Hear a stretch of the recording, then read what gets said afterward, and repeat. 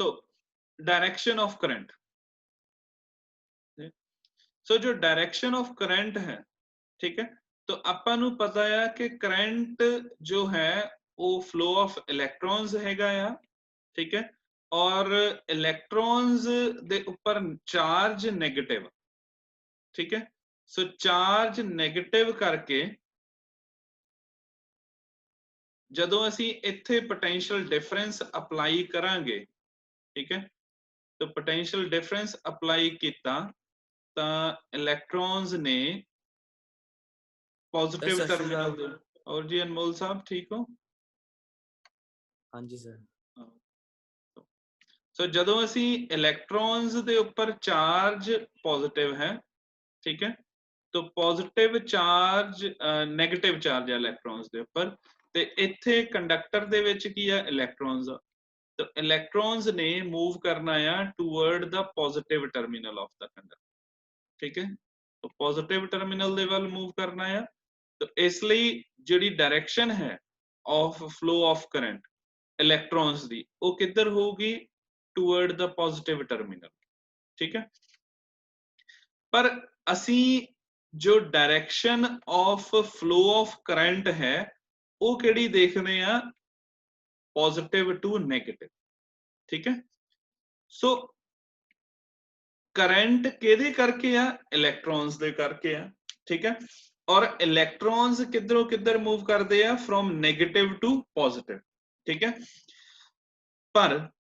ਜਿਹੜੀ ਅਸੀਂ करंट ਦੀ डायरेक्शन हैगी आ ਉਹ ਅਸੀਂ ਕਿਹਦੇ ਕਰ ਕਿਹੜੀ ਦੇਖਦੇ ਆ, opposite, that is current the direction ਅਸੀਂ ਦੇਖਦੇ ਆ from positive to negative, ठीक है, तो ਇਹਦਾ ਰਿਲੇਸ਼ਨ ਜਿਹੜਾ ਹੈਗਾ ਆ ਉਹ ਕੋਈ ਫਿਜ਼ਿਕਸ ਨਾਲ ਨਹੀਂ ਇੰਨਾ ਕੋਈ ਹੈਗਾ, ਇਹ ਐਕਚੁਅਲੀ ਹਿਸਟਰੀ ਨਾਲ ਆ, ਕਿਉਂਕਿ ਜਦੋਂ ਕਰੰਟ ਦੀ ਡਿਸਕਵਰੀ ਹੋਈ ਸਟਾਰਟਿੰਗ ਦੇ ਵਿੱਚ ਤਾਂ ਇਹ ਅਸਿਊਮ ਕੀਤਾ ਕਿ ਕਰੰਟ ਪ੍ਰੋਟੋਨਸ ਦੇ ਕਰਕੇ ਆ ਤੇ ਪ੍ਰੋਟੋਨਸ ਮੂਵ ਕਰੂਗੇ ਟੂਵਰਡ ਦਾ ਪੋਜ਼ਿਟਿਵ ਟਰਮੀਨਲ, ਇਸ ਕਰਕੇ ਇਹ ਹੋ ਗਿਆ ਕਿ current will move from positive to negative, ਪਰ ਬਾਅਦ ਚੋਂ ਪਤਾ ਲੱਗਾ ਕਿ ਇਹ ਇਲੈਕਟ੍ਰੋਨ ਆ, ਇਸ ਕਰਕੇ ਇਲੈਕਟ੍ਰੋਨਿਕ ਕਰੰਟ ਜਿਹੜਾ ਐਕਚੁਅਲ ਕਰੰਟ ਹੈਗਾ ਇਹ ਕਿੱਧਰੋਂ ਕਿੱਧਰ ਮੂਵ ਕਰੂਗਾ, ਫਰਮ ਨੈਗੇਟਿਵ ਟੂ ਪੋਜ਼ਿਟਿਵ, ठीक है, पर ਉਹੀ ਕਨਵੈਨਸ਼ਨਲ ਕਰੰਟ ਦੀ ਡਾਇਰੈਕਸ਼ਨ ਨਹੀਂ ਉਹਨਾਂ ਨੇ ਚੇਂਜ ਕੀਤੀ, ਉਹ ਐਜ਼ ਇਟ ਇਜ਼ ਚੱਲਦੀ ਪਈ, ਇਸ ਕਰਕੇ ਜਦੋਂ ਵੀ ਆਪਾਂ ਡਾਇਰੈਕਸ਼ਨ ਆਫ ਕਰੰਟ ਦੀ ਗੱਲ ਕਰਦੇ ਆ ਤਾਂ ਕੀ ਹੁੰਦਾ, direction of conventional current is from positive to negative, ठीक है, तो लिखिए जी conventional current is the current whose direction is along the direction of motion of positive charge, along the direction of motion of positive charge under the action of electric field, under the action of electric, ठीक है, so diagram बना लीजिए जी, though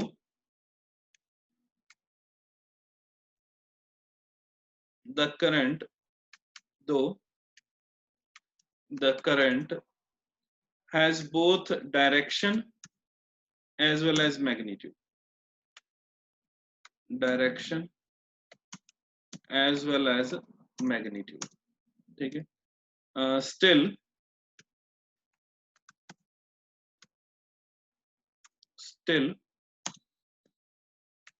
it is considered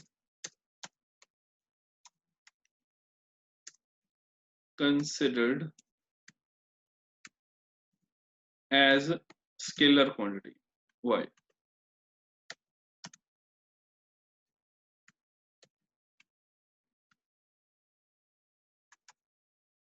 ठीक है, so vector quantity दी definition की हुंदी सी,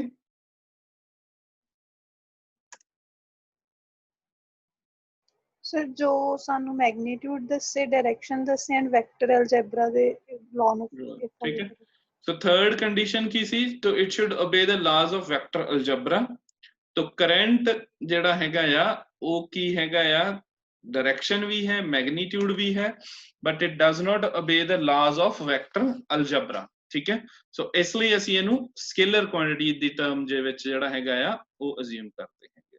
ठीक है, सो नेक्स्ट लिखियो जी different types of current.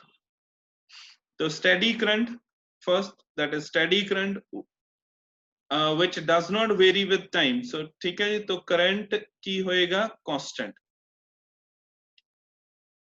Second varying current, so varying current whose magnitude varies with the time।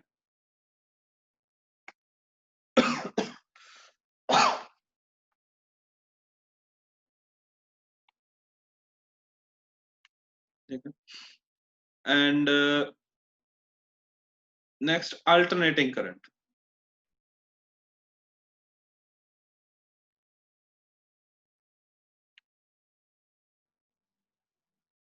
alternating current whose magnitude and direction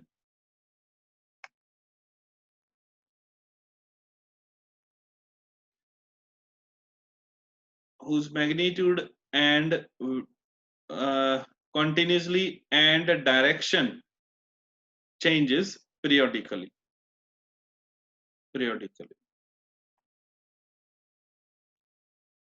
ठीक है, सो steady current केड़ा हो गया जिहदे विच करंट कांस्टेंट है। तो करंट जो है वो चेंज नहीं होएगा विद द टाइम, ते ए साडे कोल की हो गया स्टेडी करंट जिहड़ा ए है।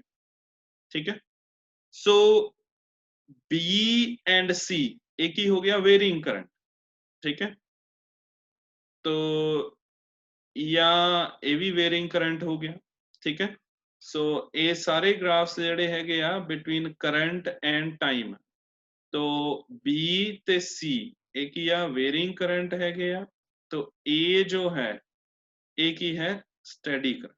ठीक है, तो जो डी है एक ही है alternating current that varies periodically with time। ठीक है, तो जेदा मैग्नीट्यूड कंटिन्यूअसली चेंज हो रहा, मैग्नीट्यूड एदा भी कंटिन्यूअस चेंज हो रहा, एदा भी हो रहा, पर एदी जिहड़ी डायरेक्शन है वो किदां चेंज हो रही है, कंटिन्यूअसली चेंज हो रही है विद पीरियडिकली। ठीक है, सो आ एदी डायरेक्शन पीरियडिकली जो है वो चेंज हो। ठीक है, सो ए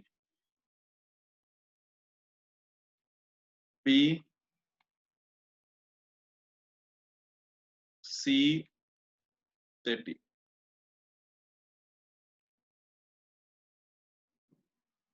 ठीक है, सो डायग्राम्स बना लीजिए।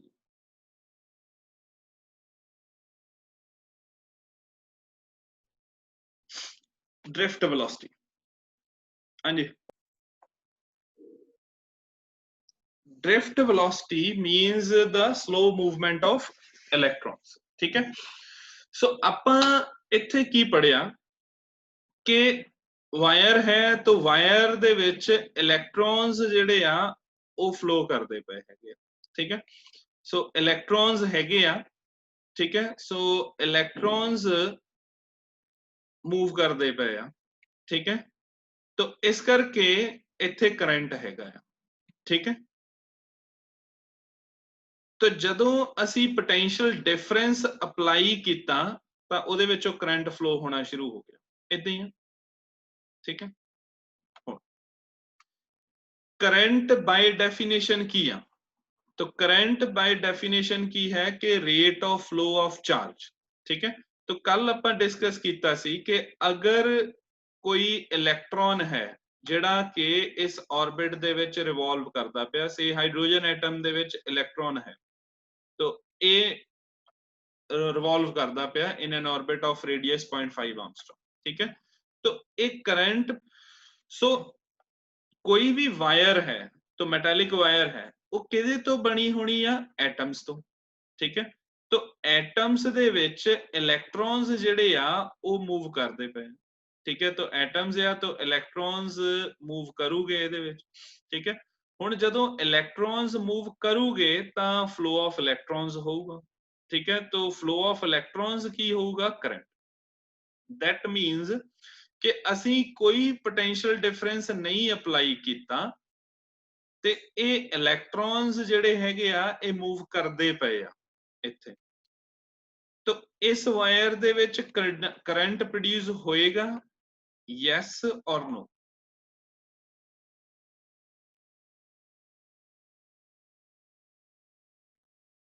हाँ जी, क्वेश्चन समझ लग गया ना कि ਇੱਥੇ ਜਦੋਂ ਸਿੰਗਲ ਐਟਮ ਦੇ ਵਿੱਚ ਇਲੈਕਟ੍ਰੋਨ ਰਿਵੋਲਵ ਕਰਦਾ ਪਿਆ ਤਾਂ ਕਰੰਟ ਦੀ ਵੈਲਿਊ 0 ਨਹੀਂ ਆ, ਠੀਕ ਹੈ। ਪਰ ਜਦੋਂ ਅਸੀਂ ਇੱਥੇ ਕੰਬਾਈਨਡ ਇਫੈਕਟ ਦੇਖਣਾ ਤਾਂ ਆਹ ਵਾਲੇ ਇਲੈਕਟ੍ਰੋਨਸ ਇੱਥੇ ਵੀ ਮੂਵ ਕਰਦੇ ਪਏ, ਇਦਾਂ ਰੋਟੇਟ ਕਰਦੇ ਪਏ, ਇੱਥੇ ਵੀ ਰੋਟੇਟ ਕਰਦੇ ਪਏ ਹੈਗੇ, ਤਾਂ ਫਿਰ ਕਰੰਟ ਦੀ ਵੈਲਿਊ ਇਸ ਕੇਸ ਦੇ ਵਿੱਚ 0 ਹੋਏਗੀ ਕਿ ਨॉन 0 ਹੋਏਗੀ? 0 ਸਰ। 0 होगी। तो 0 क्यों होएगी? क्योंकि ये सारे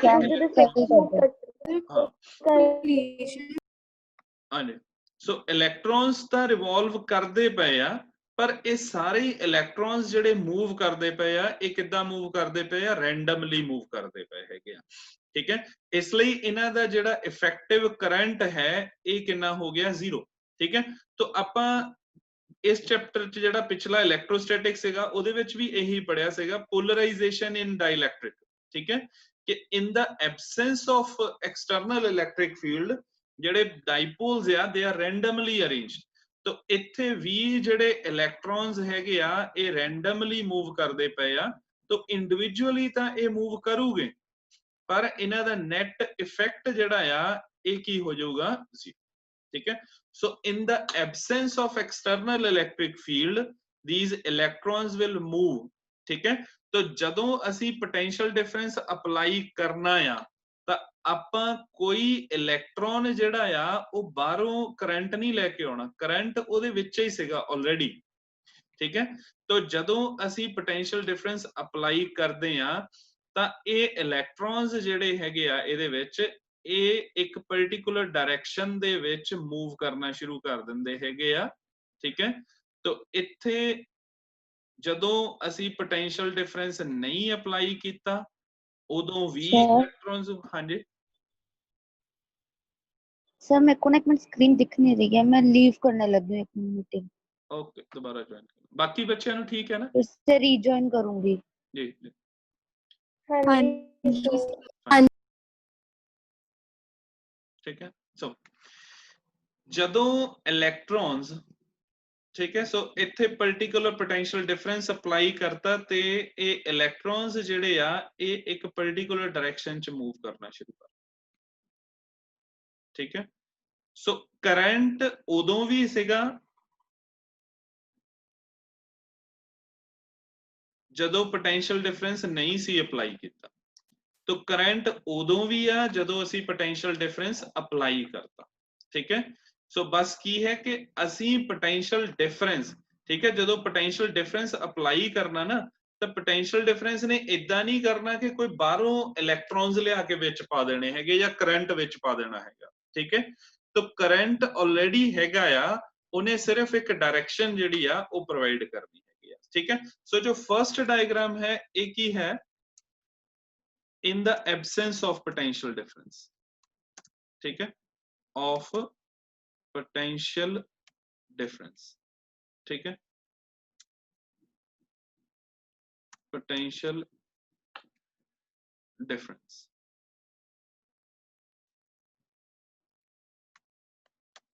ठीक है। और एक ही है when potential difference is applied, when potential difference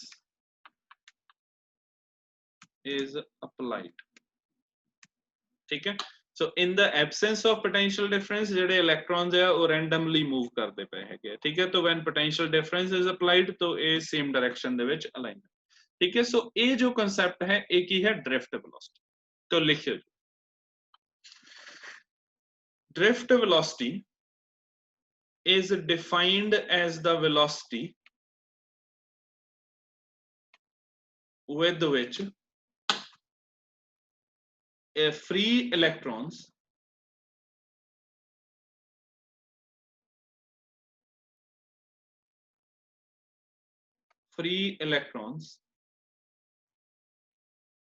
get drifted toward the positive terminal under the effect of applied electric field.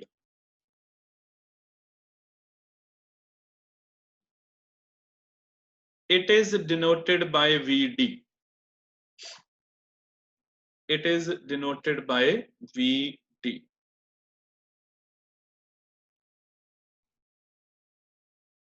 So, consider a conductor of length L and cross-sectional area E.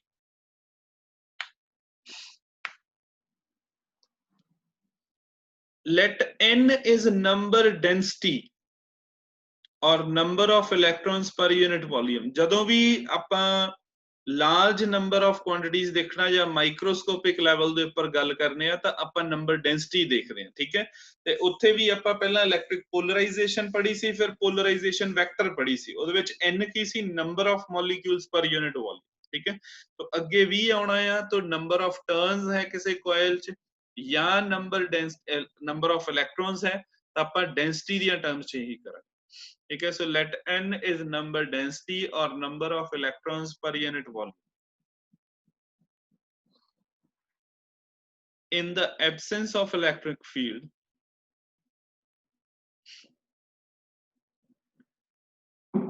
the electrons will move randomly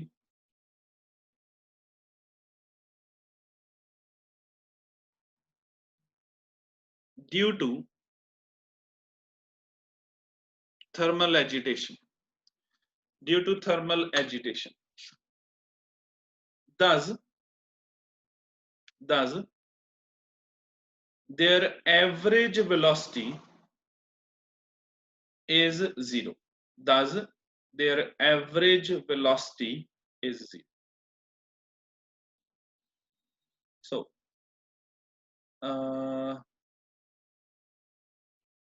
तो average velocity जो है वो 0 है, ठीक है। So you average, तो arrows जेड़े आ वो इत्थे रख, सो यू एवरेज, ठीक है।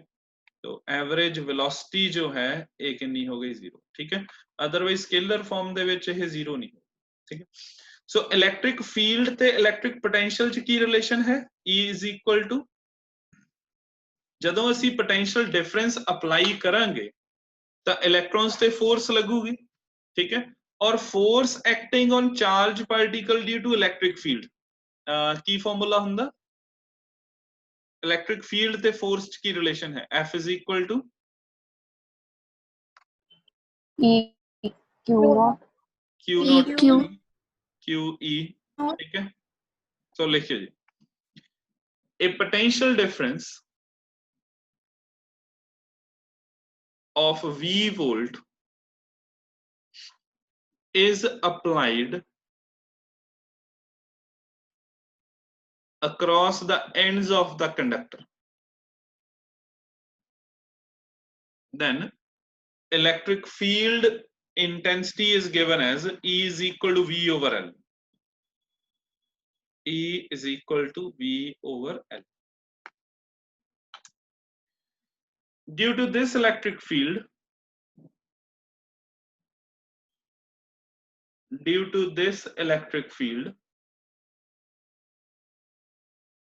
electrons are drifted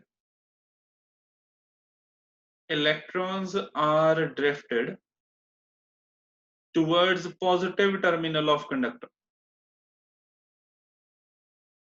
Towards positive terminal of conductor.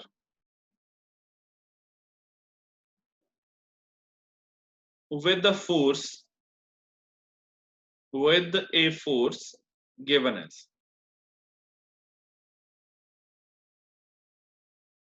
So, electric force and field ਇਹਦੇ ਵਿੱਚ ਕੀ ਰਿਲੇਸ਼ਨ ਹੋ ਗਈ F vector is equal to minus E into E, ठीक है, क्योंकि फोर्स का की फॉर्मूला हुंदा है F is equal to QE, तो चार्ज ऑन इलेक्ट्रॉन नेगेटिव हुंदा E, और असी इत्थे क्योंकि वेक्टर फॉर्म यूज करते पे हैं इसलिए इत्थे असी साइन नू कंसीडर करते हैं also.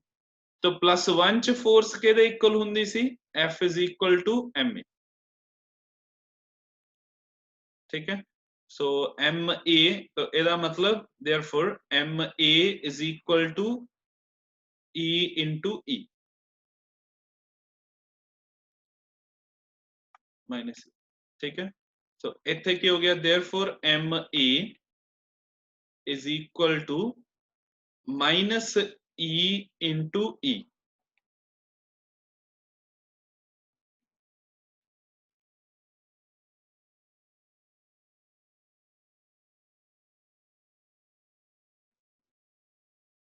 so according to this equation, according to the equation of motion, तो equation of motion की है v is equal to u plus at, तो a u की है u एवरेज, एक्सेलरेशन है a वेक्टर, तो vd की हो गई ड्रिफ्ट वेलोसिटी, तो फ्रॉम 1 and 2, तो vd u एवरेज कितनी है 0 और a दी वैल्यू कितनी है -e into e,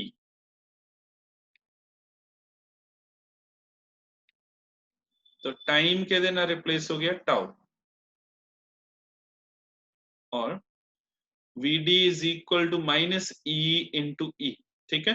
सो असी जो न्यूमेरिकल्स यूज करना है तो आप स्केलर फॉर्म ही यूज करनी है, ठीक है, पर जो आप ये डेरिवेशन की है तो डेरिवेशन इनू डेफिनेटली तुसी वेक्टर फॉर्म च ही करनी, ठीक है, तो जो असी स्केलर फॉर्म च करांगे फिर प्लस माइनस साइन जो है वो कंसीडर नहीं करांगे, ठीक है। Where tau is relaxation time, so relaxation time, it is the average time between two successive collisions, ठीक है, so इत्थे आपां की पढ़िया कि इलेक्ट्रॉन्स रैंडमली मूव करते पे आ इसलिए कोलाइड करते पे, ठीक है, सो ये जड़ियां कोलिजन्स हैगियां आ, तो आ एक कोलिजन हुई, इन्हां दे विच जिहड़ा टाइम है वो कोई कोलिजन नहीं कर रहा, तो एक ही हो गया रिलैक्सेशन टाइम, ठीक है, so average time between two successive collisions is called relaxation time, और जो पाथ हुंदा आ between two successive collisions इनू की कह दिंदे आ मीन फ्री पाथ, ठीक है, तो ये जो पाथ है ये की है मीन फ्री पाथ, तो ये जो मीन फ्री पाथ है in the absence of electric field की होना है स्ट्रेट लाइन, ठीक है, so average time between two successive collisions की हो गया relaxation time, and the average path between two successive collisions एक ही हो गया मीन फ्री पाथ, और ये हमेशा in the absence of electric field, जदों असी पोटेंशियल डिफरेंस नहीं अप्लाई कीता उदों जिहड़ा आ मीन फ्री पाथ की होना आ स्ट्रेट लाइन, ठीक है।